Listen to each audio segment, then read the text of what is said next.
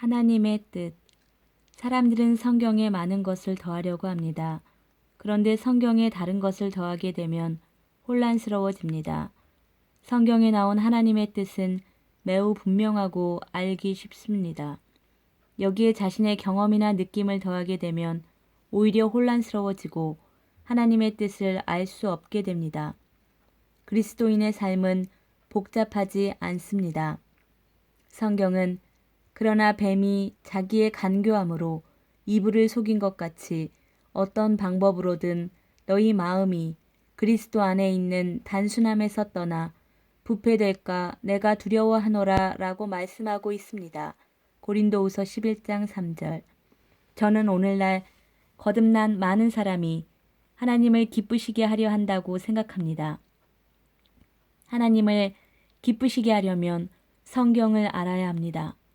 성경에 하나님의 뜻이 기록되어 있기 때문입니다. 어떤 표적이나 느낌이나 경험이 있어야 하나님의 뜻을 알 수 있는 것이 아닙니다.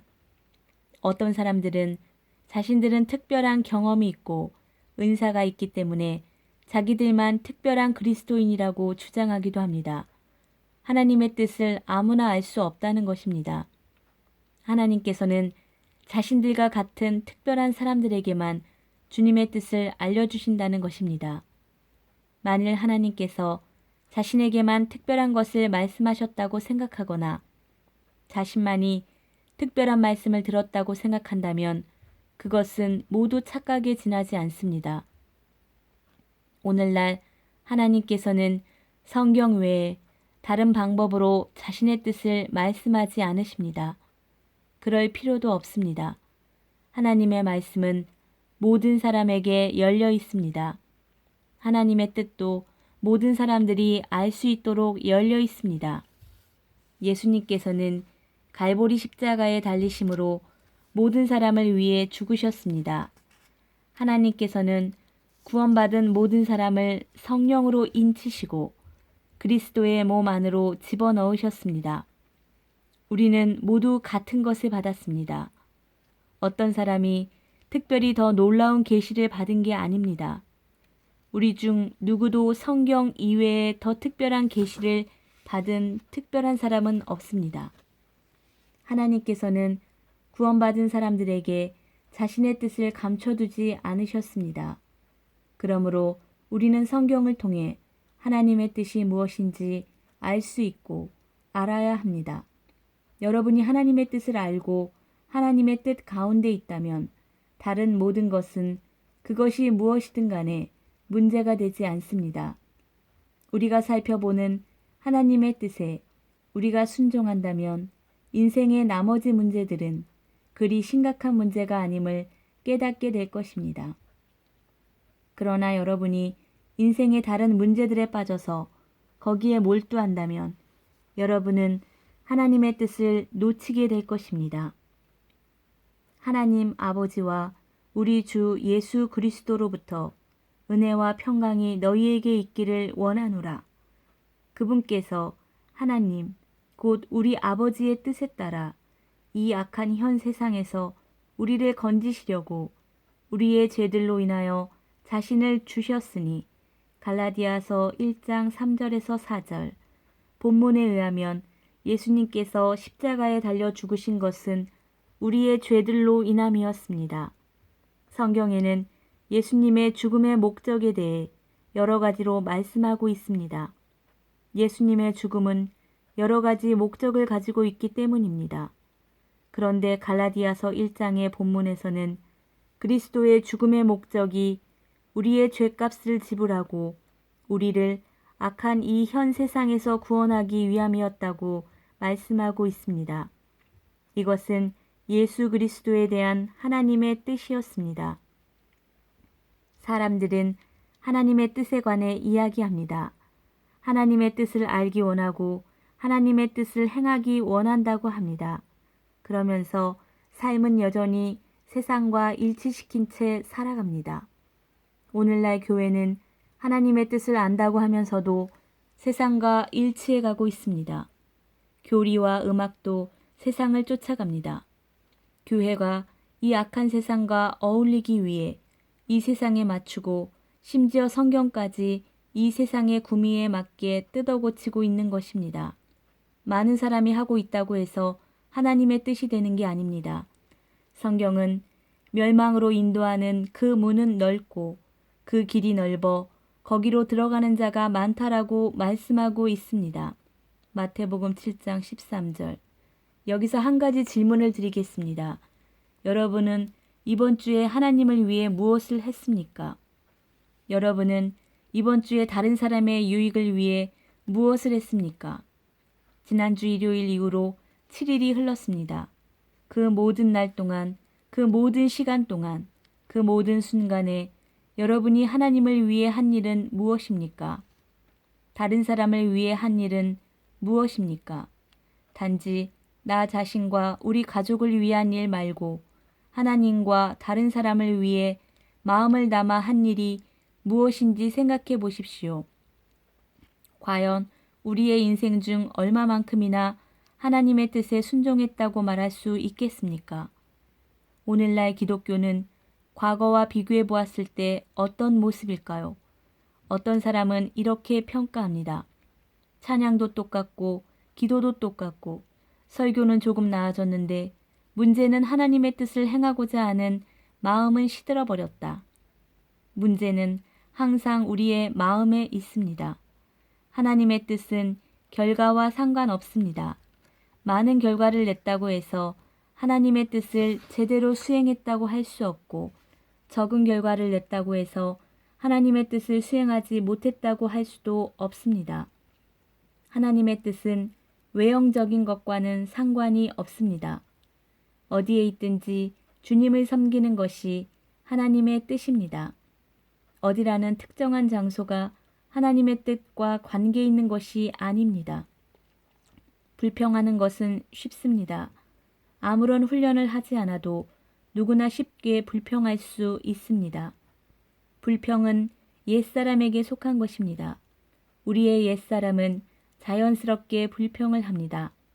하나님께 감사를 드리고 찬양을 드리는 것은 새 사람에게 속한 일입니다.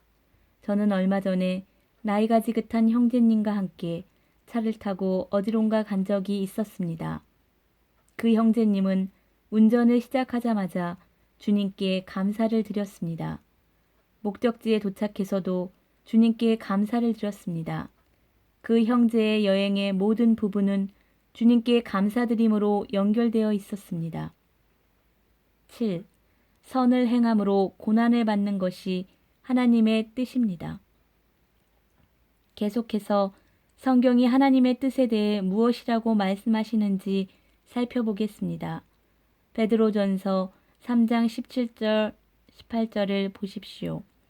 너희가 잘 행함으로 고난을 받는 것이 하나님의 뜻일진데 악을 행함으로 고난을 받는 것보다 그것이 더 나으니라. 그리스도께서도 죄들로 인하여 한 번 고난을 받으사 의로운 자로서 불의한 자를 대신하셨으니 이것은 그분께서 육체 안에서 죽임을 당하셨으되 성령으로 말미암아 살아나셔서 우리를 하나님께로 데려가려 하심이라. 베드로전서 4장 19절도 보십시오.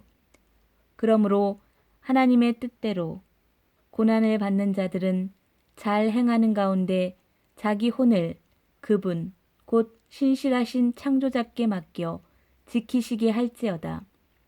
우리가 악을 행함으로 고난받지 않는 것이 하나님의 뜻입니다. 그리고 우리가 의를 행함으로 고난받는 것이 하나님의 뜻입니다.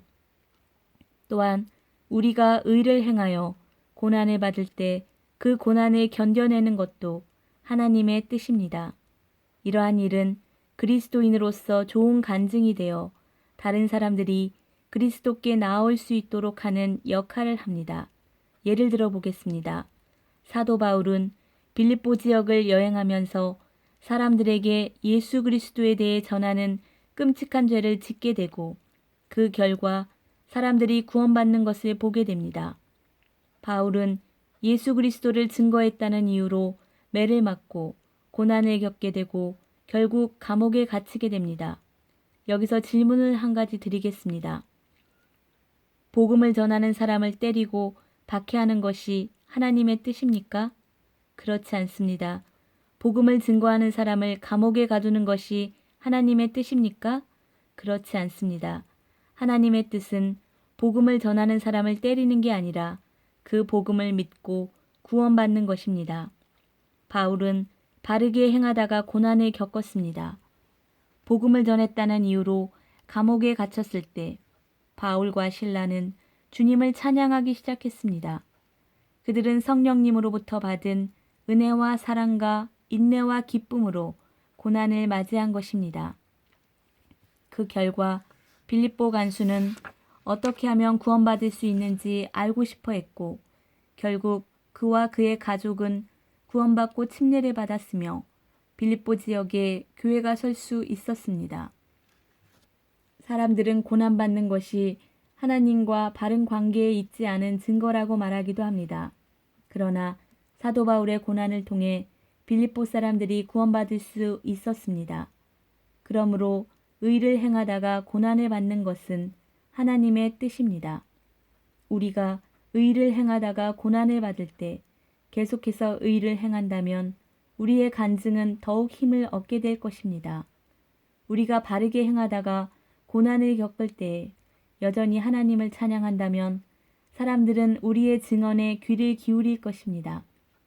주님께서는 고난을 받으시며 우리의 모든 죄짐을 지셨습니다. 주님께서는 사람들에게 고난을 받으셨지만 사람들을 향한 사랑을 포기하지 않으셨습니다. 우리도 이러한 자세로 고난을 받아들이는 것이 바로 하나님의 뜻입니다. 8. 우리가 거룩히 구별되는 것이 하나님의 뜻입니다. 데살로니가전서 4장 3절에서 6절을 보십시오. 하나님의 뜻은 이것이니 곧 너희가 거룩히 구별되는 것이라. 너희는 음행을 삼가고 너희 각 사람이 거룩히 구별함과 존귀함으로 자기 그릇을 소유할 줄 알되 하나님을 알지 못하는 이방인들과 같이 욕정의 욕망으로 하지 말고 아무도 어떤 일에서든 도를 넘어 자기 형제를 속여 빼앗지 말라. 우리가 또한 너희에게 미리 경고하고 증언한 것 같이 주께서는 그런 모든 자들에게 복수하는 분이시니라. 우리를 향한 하나님의 뜻은 매우 단순하고 분명합니다. 우리는 악한 세상에서 살고 있습니다. 이 세상은 악합니다. 이 세상은 음행을 조장합니다.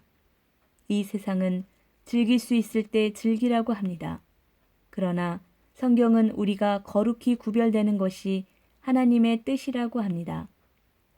성경은 우리가 우리의 욕망과 열정과 감정을 어떻게 조절해야 하는지 말씀하고 있습니다. 우리가 자신을 조절해서 음행에 빠지지 않는 것이 하나님의 뜻입니다. 성경은 우리가 짐승처럼 살지 말고 인간답게 사는 것이 하나님의 뜻이라고 말씀하고 있습니다. 짐승은 앞뒤 결과를 생각하지 않고 본능에 따라 삽니다. 어떤 행위를 하면서 자신의 명성에 먹칠을 할까봐 걱정하는 짐승은 없습니다.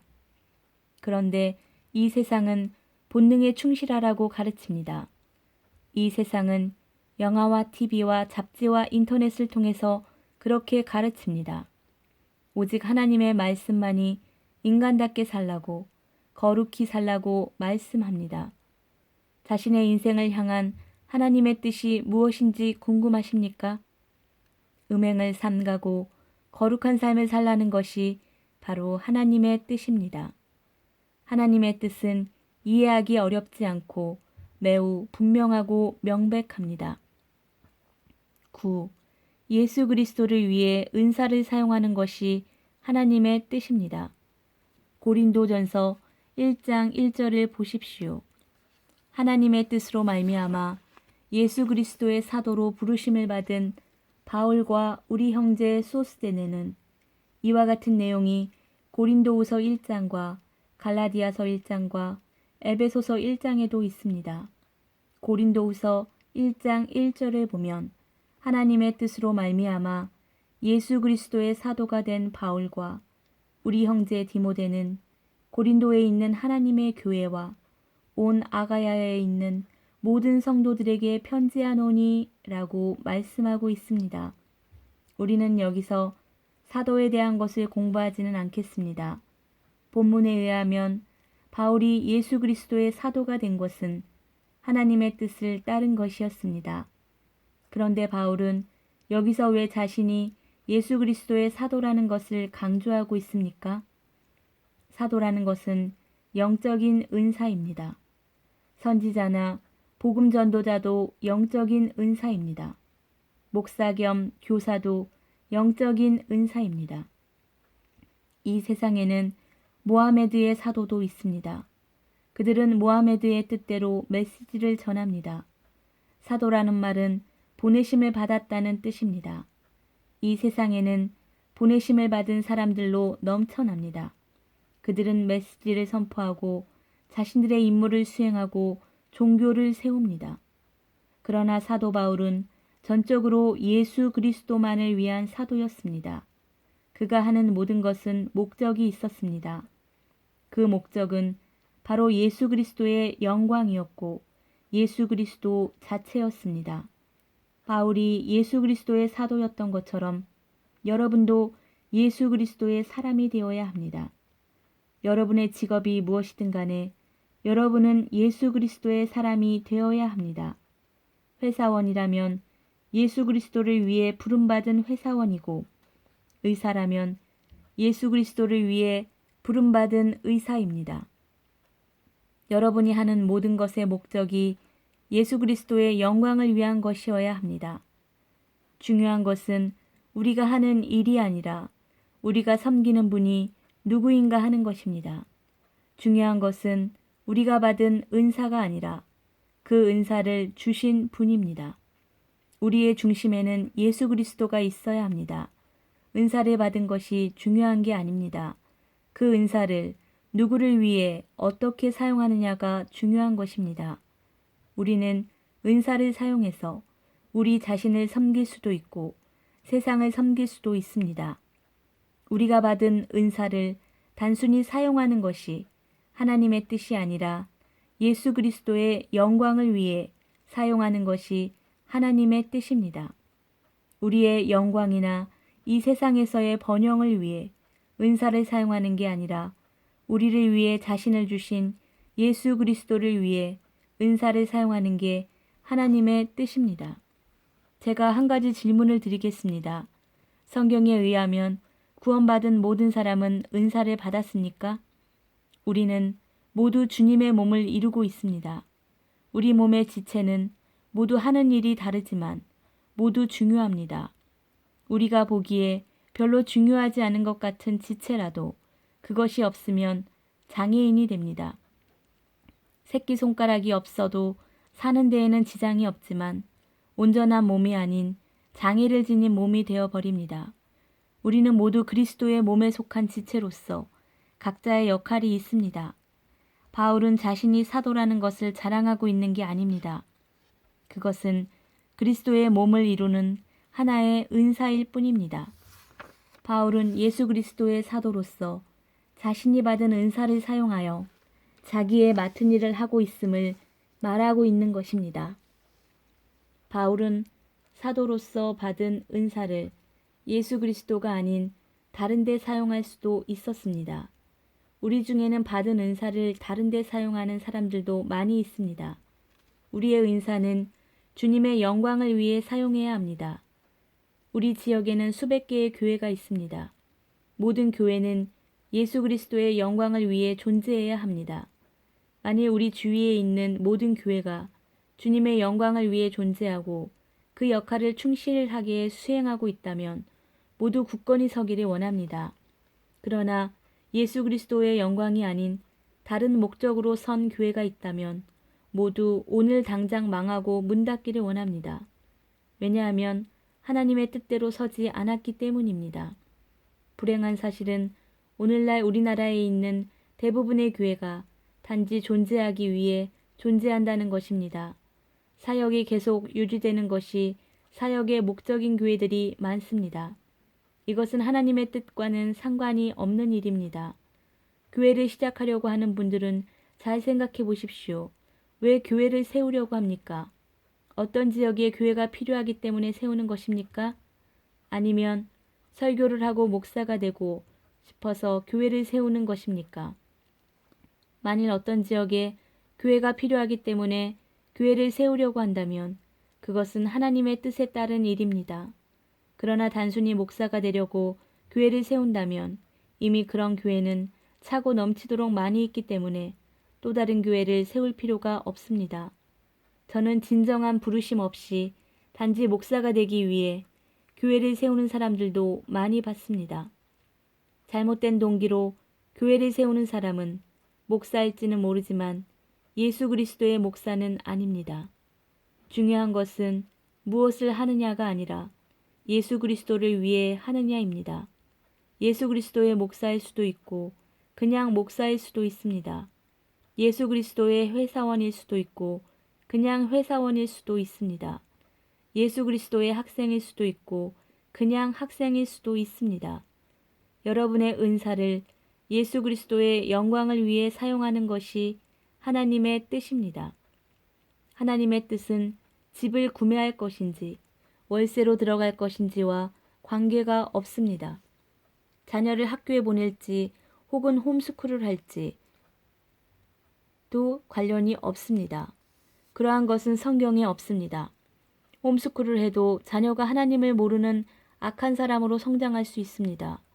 학교에 보내도 훌륭한 복음 전도자가 될 수 있을지 모릅니다. 하나님의 뜻은 아이를 정규 학교에 보내느냐 아니면 집에서 가르치느냐와는 전혀 상관이 없습니다. 하나님의 뜻은 자녀를 거룩하고 깨끗한 그리스도인으로 성장시키는 것입니다. 이것이 바로 성경에서 말씀하시는 자녀의 양육과 관련된 하나님의 뜻입니다. 어떤 사람들은 옷을 어떻게 입고 화장은 어떻게 하고 하는 것이 하나님의 뜻과 관련이 있다고 생각합니다. 그러나 성경에 그러한 것은 없습니다. 성경에 없는 기준을 만들어서 그 기준에 맞으면 영적인 사람이고 그 기준에 어긋나면 육신적인 사람으로 여기는 것은 아무런 의미가 없습니다. 성경에 없는 기준을 가지고 거룩하고 영적인 사람으로 만들 수는 없습니다. 영적 전쟁은 다른 사람과 싸우는 게 아니라 자기 자신과 세상과 마귀와 싸우는 것입니다. 바르게 행하고 거룩하고 성별된 삶을 살고 이 세상에 동화되지 않는 것이 바로 하나님의 뜻입니다. 세상적인 자동차가 있고 영적인 자동차가 있는 게 아닙니다. 그리스도인을 향한 하나님의 뜻은 그런 물질적인 것과 관련된 게 아닙니다. 10. 우리가 서로를 위해 중보하는 것이 하나님의 뜻입니다. 로마서 8장 26절에서 28절에 보십시오. 이와 같이 성령께서도 우리의 연약함을 도우시나니 우리가 마땅히 기도할 바를 알지 못하나 성령께서 말로 할 수 없는 신음으로 친히 우리를 위해 중보하시느니라. 마음을 살피시는 분께서 성령의 생각이 무엇인지 아시나니 이는 그분께서 하나님의 뜻대로 성도들을 위해 중보하시기 때문이니라. 우리가 알거니와 하나님을 사랑하는 자들 곧 그분의 목적에 따라 부르심을 받은 자들에게는 모든 것이 합력하여 선을 이루느니라. 한 가지 질문을 드리겠습니다. 만일 아버지 하나님과 아들 하나님과 성령 하나님께서 성도들을 위해 무엇인가를 계획하고 계시고 중보하고 계신다면 그것은 하나님의 뜻일까요? 제가 여러분을 위해 기도하고 여러분이 저를 위해 기도하는 것은 하나님의 뜻이 분명합니다. 예수 그리스도께서 우리를 위해 중보하고 계시고 성령님께서도 하나님의 뜻에 따라 우리를 위해 중보하고 계십니다. 성령님께서는 하나님의 뜻대로 우리를 위해 중보해 주십니다. 우리도 성령님처럼 서로를 위해 중보하는 것이 하나님의 뜻입니다. 아들 하나님도 중보해 주시고 성령 하나님도 중보해 주십니다. 만일 우리가 아들 안에 있고 성령 안에 있다면 우리는 어떻게 해야 할까요? 우리는 다른 형제를 비판하고 비방하는 것을 그만둬야 합니다. 뒤에서 비방하지 말고 뒤에서 기도해 줘야 합니다. 어떤 형제를 위해 기도하지만 그가 변하지 않는다고 낙심할 필요가 없습니다. 성령님께서 우리를 위해 중보하시는 것과 비교해 보십시오. 성령님께서 지금 무엇 하고 계시는지 아십니까? 오늘 교회에 나오지 않은 모든 성도의 영적 성장을 위해 기도하고 계십니다. 전 우주에서 가장 기도를 응답받지 못한 분은 바로 성령님이십니다. 성령님께서는 구원받은 성도들의 영적 성장을 위해 기도하시지만 그 기도는 정말 거의 응답받지 못하고 응답을 받는다 하더라도 아주 더디게 응답받는 것을 볼 수 있습니다. 우리는 기도 목록을 보면서 응답받지 못한 기도가 많음에 실망할 때가 있습니다. 그럴 때는 성령님의 응답을 받지 못한 기도 목록을 좀 볼 필요가 있습니다. 성령님은 우리를 위해서 중보하시는데 기도 응답을 받지 못하신 경우가 매우 많습니다. 성경은 우리가 서로 사랑해야 한다고 말씀하고 있습니다. 요한일서 3장 23절, 4장 7절. 성령님께서는 성경 말씀대로 우리가 서로 사랑하게 되기를 기도하고 계십니다. 성령님의 이러한 기도가 응답받았습니까? 그리스도의 몸이 분열되지 않는 것이 성령님의 기도입니다. 이 기도가 응답받았습니까? 자신의 기도가 응답받지 못했다고 혹은 기도의 응답이 너무 더디다고 낙담할 필요가 없습니다. 성령님을 생각해 보십시오. 성령님께서는 지금 무엇을 하고 계시는지 아십니까? 여러분을 위해서 중보하고 계십니다. 여러분이 복을 받고 도움을 받고 인도를 받고 가르침을 받고 영적으로 자라기를 기도하고 계십니다. 이렇게 성령께서 여러분을 위해 중보하시는 것이 하나님의 뜻이기 때문입니다. 여러분이 누군가를 위해 기도하면서 동시에 그 사람을 향해서 쓴 뿌리를 가지고 있을 수는 없습니다. 여러분이 누군가를 위해 기도한다면 그 사람을 미워할 수는 없습니다. 여러분이 누군가를 위해 진정으로 꾸준히 기도하면 어떻게 되는지 아십니까? 그 사람을 사랑하게 됩니다. 이게 바로 예수님께서 우리를 사랑하시고 성령님께서 우리를 사랑하시는 이유 중 하나입니다. 예수님께서는 우리를 위해 끊임없이 중보하고 계십니다. 그래서 우리를 더욱 사랑하시는 겁니다. 하나님께서는 우리도 그렇게 하기를 원하십니다.